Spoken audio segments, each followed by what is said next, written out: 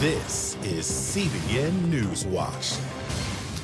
Thank you so much for joining us. It is Monday, March 29th, 2021. I'm Ephraim Graham. We begin this half hour with the wicked weather pounding the South. Historic rains putting Nashville underwater. More than a dozen tornadoes reported. Now the victims are left to begin picking up the pieces. Adil Hurd is on the story. Severe weather ripped through the South over the weekend from Texas to the mid-Atlantic, leaving a trail of damage in its wake. Torrential rains across Tennessee flooded homes and churches and left roads impassable. Nashville's mayor declared an emergency Sunday night after more than 7 inches of rain fell on the city, the second highest two-day total in recorded history. The Nashville Fire Department had to rescue more than 130 people from cars, apartments, and houses. At least 4 people died. It took 600 of our fire personnel to respond to these events, along with our emergency response units and water rescue. Homes were filled with water. It looks like someone came in and ransacked. The storms devastated other parts of the South, with 16 tornadoes in a 24-hour period. In Shelby County, Alabama, Dave Grubik saw his home of 20 years reduced to a pile of rubble. We were able to salvage quite a bit of memories.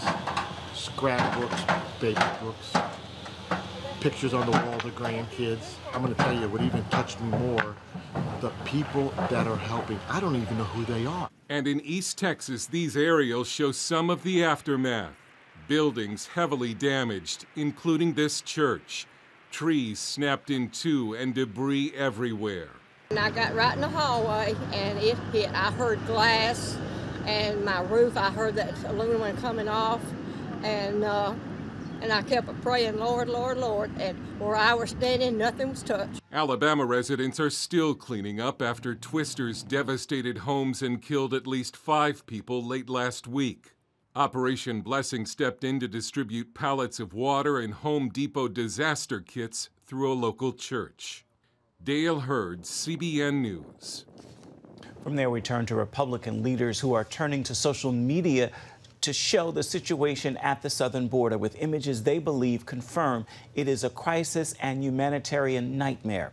Senator Ted Cruz of Texas posted this video from one of the pods housing thousands of illegal immigrants, trying to show just how bad it is.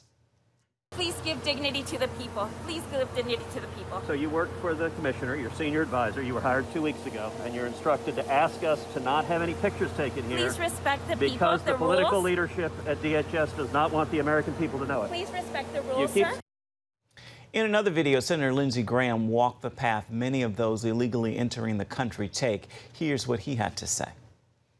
There's a loophole in our law that incentivizes people to bring 6-year-old children with them because the Biden administration has changed the law so if you got a 6-year-old, you can't be deported. They're all processed, put on a bus, and 8 hours after being apprehended, they're released in the United States. And it's a humanitarian tragedy, but it's literally insane policy. We've got a trail here where the U.S. government is marking it for illegal immigrants. And I don't blame the Border Patrol agents, I blame the federal government for creating this mess.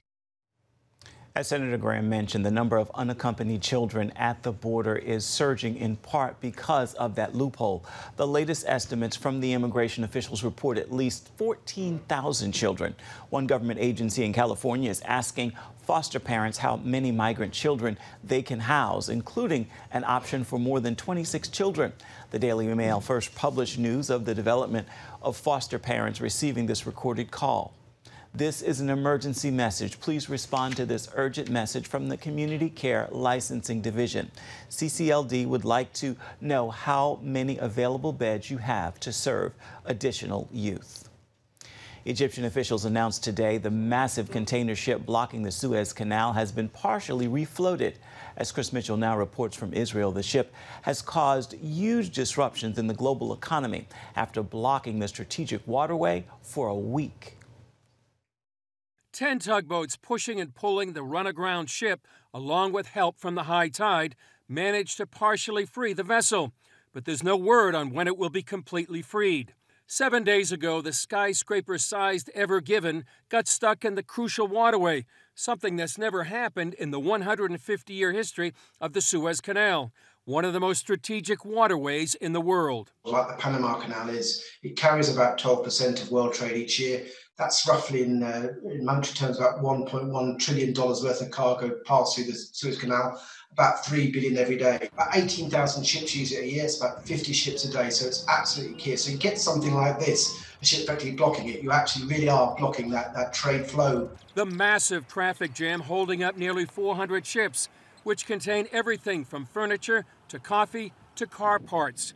The delay is costing companies billions of dollars, a cost they'll likely pass on to the consumer.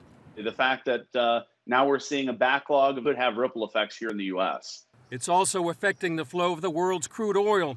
Nearly 10% is transported through the canal, and that backlog could affect the cost of gas at U.S. pumps. At some point this summer, we could see a national average of $3 a gallon. The impact is being felt in Europe since the ship blocked the crucial east-west waterway connecting Europe and Asia. The alternative route takes vessels nearly 2 weeks to sail all the way around Africa. Container ships, tankers are not delivering food, fuel, manufactured goods to Europe, and goods are not being exported from Europe to the Far East. And this is going to have a massive impact on production, on availability of goods in Europe and in Asia. One expert compared what will happen next to taking a cork out of a bottle. Once it's opened, vessels will be arriving at global ports at the same time and will have to wait in line once again. Chris Mitchell, CBN News, Jerusalem. Opening statements in the trial of Derek Chauvin begin today. Chauvin is charged with second and third degree murder and second-degree manslaughter in the death of George Floyd. The jurors, including alternates, is made up of 9 women and 5 men, all of different ethnic backgrounds. The trial is expected to last several weeks. Arkansas Governor Asa Hutchinson signed the Medical Ethics and Diversity Act. The act protects the right of healthcare professionals, allowing them to refuse to perform medical activities that violate their religious and moral objections. The bill would also safeguard health institutions from any type of discrimination, punishment, or retaliation as a result of any objection. Just a few days ago, Governor Hutchinson also signed a law banning transgender individuals identifying as female from competing in women's sports. I want to turn now to Myanmar. They see it as the deadliest day since the military coup last month. Soldiers and police firing on civilians in dozens of locations Saturday, killing more than 100, including 7 children. Eyewitnesses report security forces seemingly to fire randomly into crowded neighborhoods. This comes as the military celebrated Armed Forces Day, with drone displays lighting up the night sky. A dozen nations, including the U.S., releasing a joint statement condemning the violence. More than 400 people have died in peaceful protests since the military took over. Coming up right here on CBN NewsWatch, how the pandemic with its lockdowns and regulations have created another pandemic just as devastating. Stay with us. We've got that story for you coming up right after this.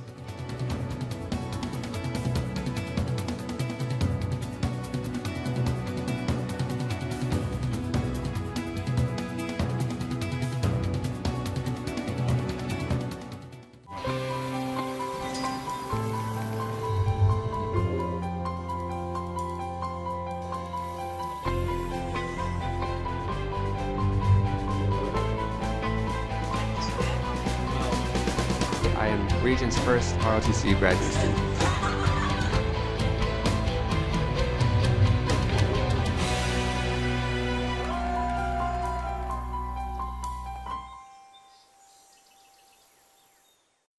I'm Ephraim Graham, and this is Studio 5.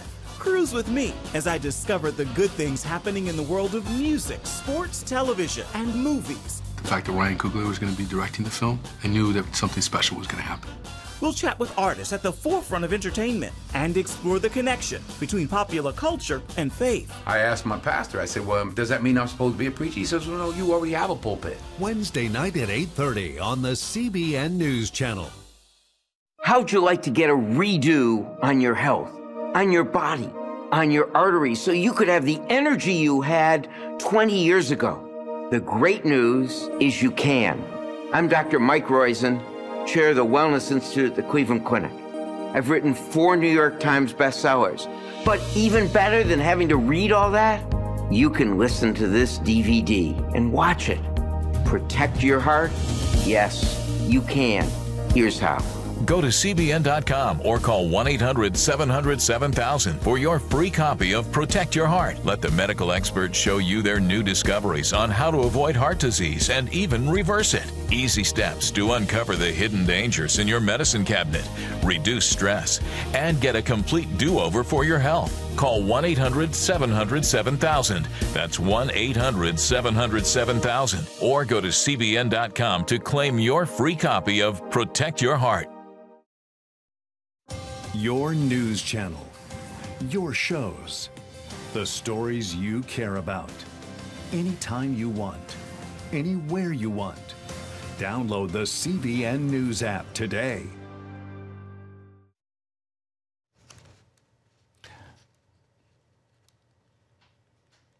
As cities deal with people releasing pent-up frustrations from months-long lockdowns, social service agencies are reporting an increase in domestic violence, with stay-at-home orders and school closures taking a dramatic toll on families. Our Charlene Aaron has a look at what's being called a pandemic within a pandemic. While COVID cases surged across the nation, the call to stay inside awakened a monster, and the number of domestic violence cases took off. A sad result as measures meant to protect put the vulnerable in harm's way. We've received about 1,000 more calls into our hotline in 2020 over 2019. So there definitely is a rise in domestic violence. People are home from work. Abusers are often home from work now in the quarantine. Money's a little bit tighter. That often leads to some domestic violence issues. So all of those things have added to sometimes already precarious situations that women are in. Red flags went up almost from the pandemic's beginning. Then police departments nationwide reported on the numbers of domestic violence cases. An 18% spike in San Antonio, 22% in Portland, Oregon, and a 10% increase in New York City. Deborah Epperson of the Help and Emergency Response Shelter in Portsmouth, Virginia, says COVID restrictions have prevented victims from getting necessary help. They have been secluded from their family and their friends. They can't, often an abuser will keep them from making those phone calls. They can't visit, so they can't seek any help. Tika Washington of Spokane knows the situation all too well. She endured years of physical and emotional abuse at the hands of her now ex-husband. I can remember when I first left him, I came back several times because I was homeless with my kids outside sleeping at bus stops. He choked me until I almost died. My son had to pull him by his hair off of me.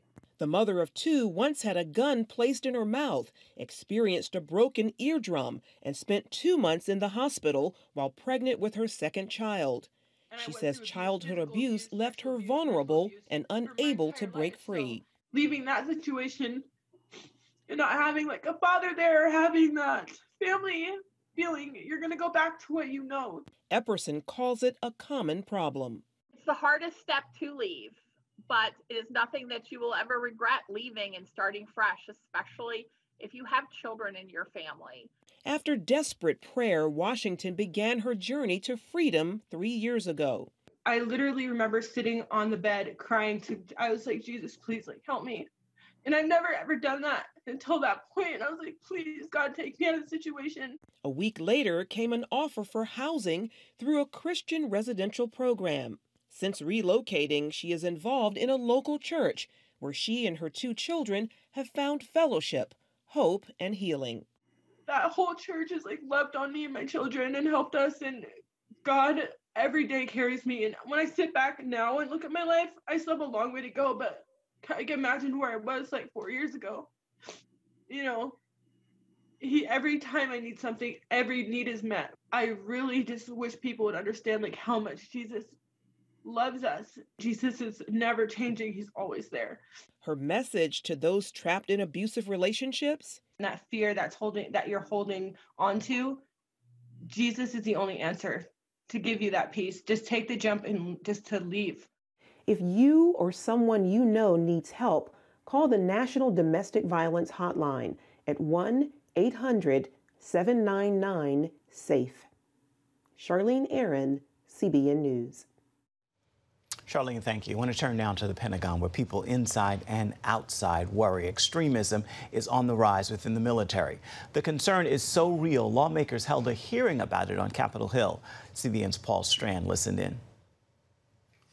During this House Armed Services hearing, a representative of the Southern Poverty Law Center rang some alarm bells about extremism in the military. We have the report or survey results from the Military Times last year that reported over 50% of service members of color say that they witness racist or white supremacist behavior within the ranks. Racism continues to occur within the ranks, and we must work to root out this bigotry and deal with that problem in a comprehensive manner. It was pointed out some 20% of those arrested for the January 6th takeover of the Capitol building were present or former military members. And the SPLC's Brooks added, over the last several years, SPLC researchers and journalists have identified dozens of former and active military personnel among the membership of some of the country's most dangerous and violent white supremacist groups. But First Liberty Institute's Michael Berry warned the military could be in danger of lumping in good people of faith with radical extremists. I'm pulling directly from Department of Defense publications here, labeling evangelical Christians and Catholics in the same category that they categorize Hamas, Al-Qaeda, and the Ku Klux Klan. Berry told CBN News it's suspected a teeny tiny fraction of troops are dangerous radicals, and purges can easily get out of hand. While it's important to remove true extremists from our military, we have to be very cautious not to infringe upon the constitutional rights of the other 99.9%. We lack any concrete evidence that violent extremism is as rife in the military as some commentators claim. Since the start of FY20, 9 soldiers have been separated from the Army for misconduct where extremism was a factor. 9 out of nearly 1 million. Chairman Smith said that was one of the main reasons to have this hearing, to find out if there really is a problem, and if so, just how big it is. Paul Strand, CBN News, Washington. Still ahead, the incredible story of a group of female warriors who even make ISIS fighters feel fear. The story's next. Stay with us.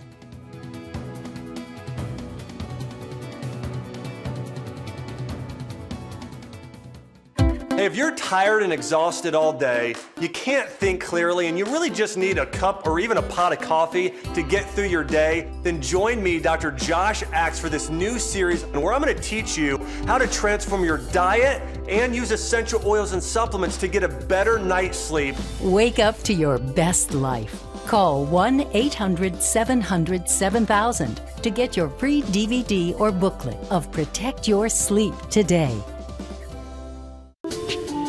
It's about the competition. I kind of put that pressure on myself, and I think people had expectations. It's about overcoming. We use this phrase all the time, keep chopping, keep practicing hard.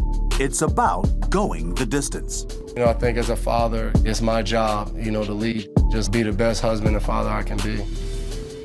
Watch Going the Distance with Sean Brown Saturday night at 7:30 on the CBN News Channel. Orphans Promise is committed to loving and serving at-risk children, to helping keep families together, and to creating opportunities for strong and sustainable communities around the world. We're working in over 60 countries around the world, and with your help, we can do even more.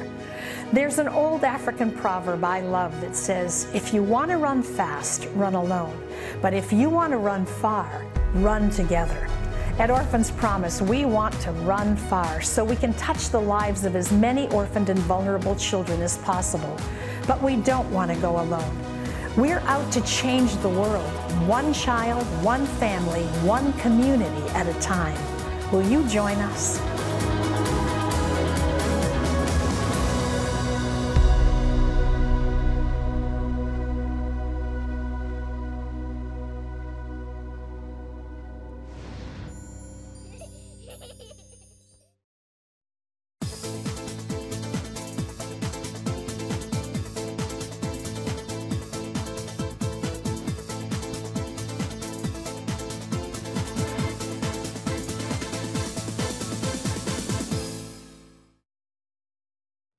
A fierce sniper brandishing an AK-47 had the men of ISIS quaking in their boots. Azima was determined to stop ISIS at all costs. And guess what? Azima is a woman, a member of the all-female Kurdish militia. CBN's Wendy Griffith shows us these female fighters known as the Daughters of Kobani. They became ISIS's worst nightmare. In 2014, the Islamic State had swept across much of Syria, overtaking cities and spreading terror as civil war raged all around it. As ISIS approached a town called Kobani, a group of Kurdish female fighters armed with AK-47s and a lot of courage were determined not to let ISIS take their town, their homes, or their families.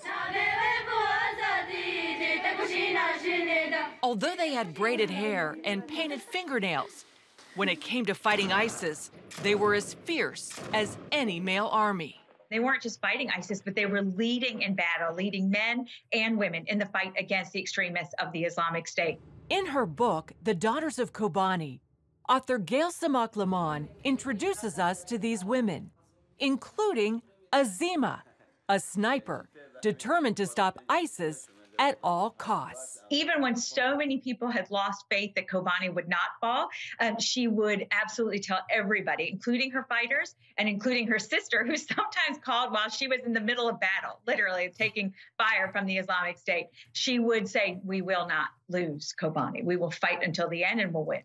Was ISIS afraid of these female fighters? Yes, you asked me about Azima. Azima had a great story about how, at the beginning, she would hear on the walkie-talkies the men from ISIS say, try to pick off the women, try to kill the women first. And then at the end, when they saw what good snipers they were, they would be on the radio saying, "Hey, don't get too close to those women snipers. They're very good." And they took that as a huge compliment. And there was also the fact that their men of the Islamic State felt they couldn't go to paradise if they were killed by a woman. And they would get on the radio and really say terrible things to these women, who then used it as motivation to power them in their fight against ISIS. Lamont's research into the Women's Protection Forces took her to the front lines, where she also spent time with Christian female fighters. And, one young woman from a Christian family told me that her mother at first did not approve of her joining the all-women's force. And then, ISIS by then had kidnapped Christians in the Hawar Valley. And when her parents would go to church, people would come up to them and say, "We're so proud of what your daughter is doing." And I really hope that the Daughters of Kobani does justice to the courage, bravery, the power of these young women. The battle for Kobani was considered a turning point in the war against the Islamic State. How big a role did this female militia play in freeing Kobani from the grip of ISIS? Women were front and center in the fight to stop the Islamic State. And in Kobani, this was their first battlefield defeat.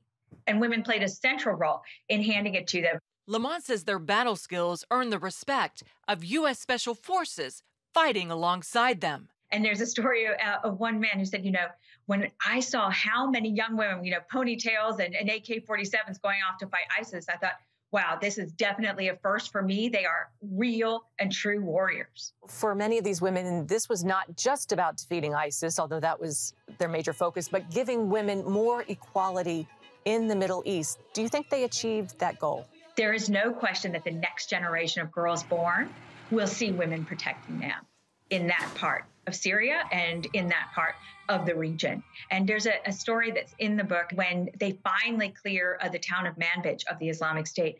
A woman comes out and sort of puts her hands on the faces of the young women and said, "We didn't even know you were real.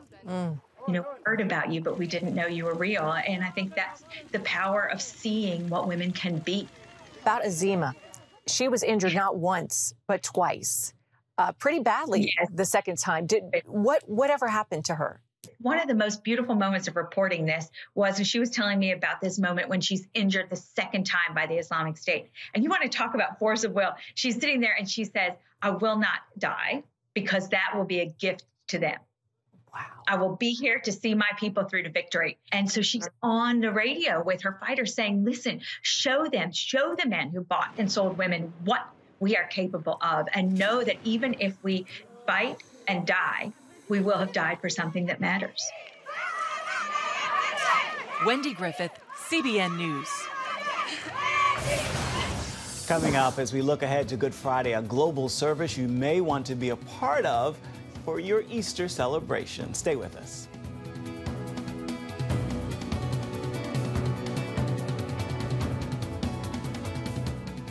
On October 1st, 1961, history was made when a tiny station began transmitting the first signals of the Christian Broadcasting Network. CBN, the Christian Broadcasting Network. And now, a new era has begun with the all-new CBN News Channel.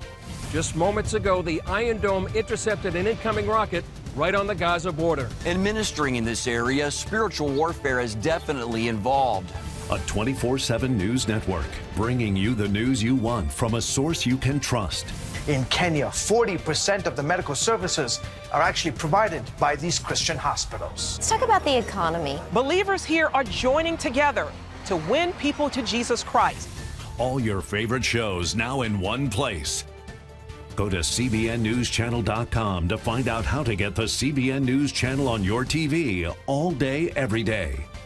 CBN News.